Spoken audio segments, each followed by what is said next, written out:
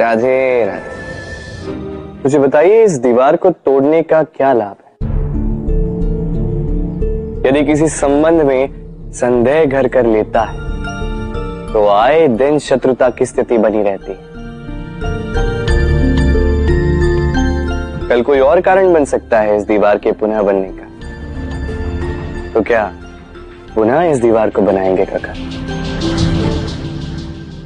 संबंध की पवित्रता वैसी होनी चाहिए जैसे एक माता और संतान के प्रेम में होती है, निश्चल, निर्दोष, कि बात केवल रूठने मनाने तक ही सीमित रहे।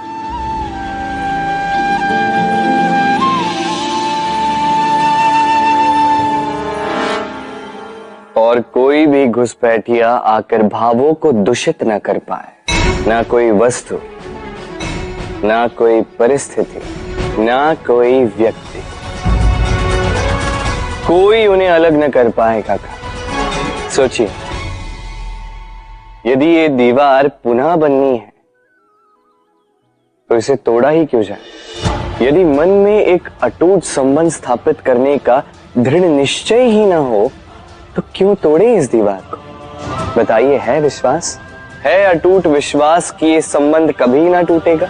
यदि है तो तोड़ दीजिए इस दीवार में, अन्यथा पति पत्नी का संबंध सबसे बड़ा संबंध माना जाता है और है भी। सप्तपदी लेकर 7 जन्मों तक दोनों एक दूसरे के साथ जुड़ जाते हैं, एक दूसरे के अर्धांग बन जाते हैं। अर्धांग अर्थात अर्ध अंग। क्या इसका महत्व आप समझ पा रहे हैं? अपना समस्त जीवन किसी के साथ बांटना। किंतु क्या संसार के सारे पति पत्नी एक दूसरे के साथ अपना समस्त जीवन बांट सकते हैं? क्या इसमें सभी सक्षम रह पाए हैं? अपना जीवन किसी और के साथ बांटने के लिए सबसे महत्वपूर्ण बात है स्वीकृति, स्वीकार करना, सामने वाले व्यक्ति को स्वीकार करना, उसकी अच्छाइयां भी, उसकी बुराइयां भी। संपूर्णतः रूप से व्यक्ति को स्वीकार करना होगा, तभी ये संबंध बढ़ेगा, तभी ये संबंध और भी सुंदर बनेगा।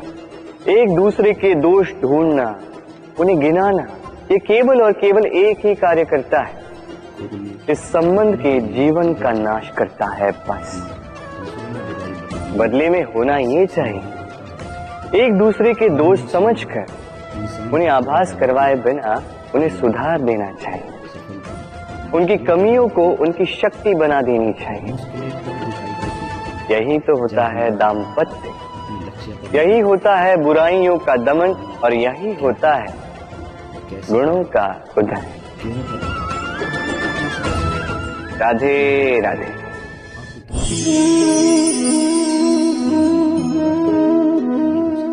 कंकड़ इतना छोटा सा कि उंगली पर आ जाए, किंतु सोचिए यदि यही कंकड़ आंख में लग जाए तो कितनी बड़ी समस्या बन जाता है। अब सोचिए ये कंकड़ आपके मार्ग में है, आप पादुकाएं पहनकर बड़ी सरलता से आगे निकल जा सकते हैं, किंतु यदि यही कंकड़ आपके पांव और पादुकाओं के बीच फंस जाए आगे बढ़ने की राह दिखाएं तो आप ठीक से चल नहीं पाएंगे, भले ही वो मार्ग पुष्पों से भरा क्यों ना। अर्थात आप बाहर की समस्याओं से, उन चुनौतियों से लड़ सकते हैं, भीतर की नहीं। भीतर की समस्याओं से लड़ना अत्यंत कठिन होता है, इसलिए सर्वप्रथम आप भीतर से शक्तिशाली हो जाइए, भीतर से पूर्ण हो जाइए, फिर आप इस संसार के समस्त समस्याओं और चुनौतियों से लड़ सकते हैं, आप विजयी हो सकते हैं। राधे राधे। प्रेम, ये प्रेम इस संसार में किसे नहीं भाता, हर किसी ने प्रेम का अनुभव किया ही, हर कोई जानता है ये प्रेम कितना सुंदर है, क्यों ना? ये प्रेम भाव इस संसार में सबसे शक्तिशाली भाव। अब हर शक्ति के साथ आते हैं कुछ उत्तरदायित्व। अब जैसे ही ये उत्तरदायित्व तो हमारे जीवन में आते हैं, हम सर्वप्रथम प्रेम को भूल जाते हैं। फिर हमें ये प्रेम, ये बोझ लगने लगता है। किंतु इस संसार का सत्य तो यही, हर प्रसन्नता के साथ उत्तरदायित्व आएंगे जिसका पालन हमें करना ही होगा। अब यदि मैं आपको उदाहरण दूं, आपके बगीचे में आप चाहते हैं कि एक सुंदर सा पुष्पों से भरा हुआ वृक्ष आए, तो सर्वप्रथम उसके लिए आपको जल और धूप का आयोजन करना होगा। उसके जड़ों पर दीमक ना लगे, ये आपको सुनिश्चित करना होगा। उसके आसपास उगी खरपतवार, वो आपको हटानी होगी। उसी के पश्चात तो आपके उस बगीचे में वो सुंदर पुष्पों से भरा वृक्ष आएगा। क्यों? इसी प्रकार होता है प्रेम भी। सर्वप्रथम आपको इसमें समर्पण का खाद जल डालना होगा। अविश्वास और संदेह, इसकी खरपतवार आपको हटानी होगी और विश्वास की ये जड़ें कभी ना दुर्बल पड़े, ये आपको सुनिश्चित करना होगा। उसी के पश्चात प्रेम का वास्तविक सुख आप अनुभव कर पाएंगे। राधे राधे। प्रेम, प्रेम क्या है सभी जानते हैं।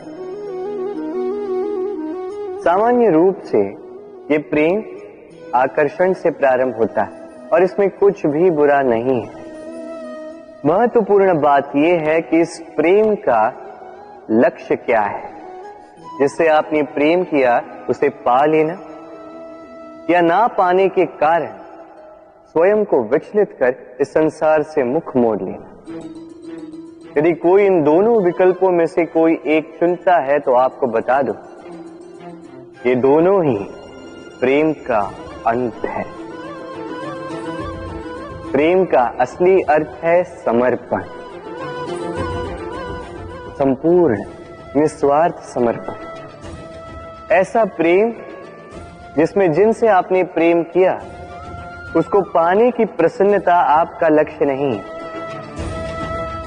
जिनसे आपने प्रेम किया उसे प्रसन्न करना आपका लक्ष्य हो। ये प्रेम ईश्वर है। किंतु यदि इस प्रेम में पूर्णतः समर्पित नहीं होंगे तो इस प्रेम में एक आकार नहीं हो पाओगे। किंतु यदि इस प्रेम में स्वयं को पूर्णतः समर्पित कर दिया तो समझो इसी प्रेम में आप ईश्वर पाओगे। राधे राधे। सम्मान, संबंध दोनों एक दूसरे के साथ ऐसे जुड़े हैं जैसे दीपक और बाती। ना कोई कम है ना कोई अधिक, दोनों का अधिकार समान होना चाहिए। जैसे पति पत्नी का संबंध। अब इसमें पति का अर्थ स्वामी नहीं, साथी। उसका कर्तव्य है साथ देना, आदेश देना नहीं। और ये संबंध सहकार से बनता है, अधिकार से नहीं। हाथ बढ़ाने से बढ़ता है, उंगली उठाने से नहीं। यदि इस संबंध में एक दूसरे का मान रखोगे, एक दूसरे का सम्मान करोगे, तभी ये संबंध बढ़ेगा, तभी ये संबंध अभिमान योग्य बनेगा। राधे राधे। सूर्य की किरणें कितनी दिव्य होती हैं ना। प्रतीत ही नहीं होता कि ये सूर्य रात्र भर अंधकार से जूझ रहा था। ये सूर्य प्रतिदिन उदित होता है, ये भुलाकर कि पिछली सांझ में ये डूब गया था। फिर से उदित होता है, सारे संसार को प्रकाश देता है। यही अंतर है हम में और सूर्य में। सूर्य बीती को बिसार कर आगे बढ़ता है। हम प्रतिदिन भोर में उठते हैं, वही पुरानी बातों को साथ लेकर चलते हैं, उसी कड़वाहट में स्वयं को लपेट लेते हैं। अब यही बीती बातों की श्रृंखला हमें जीवन में आगे बढ़ने ही नहीं देती। देखिए, यही जीवन है। भूल सबसे होती है, अपयश सबको मिलता है, सबकी यात्रा में असफलता लिखी है, सभी बुरे दिन देखते हैं। किंतु इन सारी बातों को भुलाकर जब जीवन में आगे बढ़ोगे, तभी तो इस संसार में, इस आकाश में सूर्य बनकर चमकोगे, तभी तो इस संसार को प्रकाश दोगे। इसलिए प्रतिदिन जागिए, एक नए जन्म के साथ, एक नए उत्साह के साथ, एक नए लक्ष्य के साथ, क्योंकि ये बीती बातें आपको पीड़ा देने के लिए नहीं, केवल शिक्षा देने के लिए होती हैं। राधे राधे। नवरात्रि का पर्व आरंभ हो चुका है और ये पर्व अत्यंत भव्य है, क्योंकि ये पर्व जगत माता से जुड़ा है। मां कितना छोटा सा शब्द है, किंतु ठीक से देखो तो समस्त संसार इसी शब्द में समा है। मां जो अपनी संतान के लिए हर संभव प्रयास करती है, कुछ भी करने के लिए सज्ज रहती है। मां जिसका सबसे बड़ा गुण निश्चलता, मन में ना कोई पूर्वाग्रह, ना कोई भेदभाव, ना कोई छल कपट, और इतनी भोली होती है मां। संतान भले ही झूठा रो दे, मां को लगता है कि कदाचित वास्तव में भूख लगी होगी। मां चाहे जन्म देने वाली हो, चाहे पालने वाली, स्वर्ग, ये स्वर्ग हमें मां के चरणों के नीचे ही प्राप्त होता है। इसी मां को हमारा शत शत प्रणाम। राधे। सहनशीलता मां का दूसरा सबसे बड़ा गुण। कहते हैं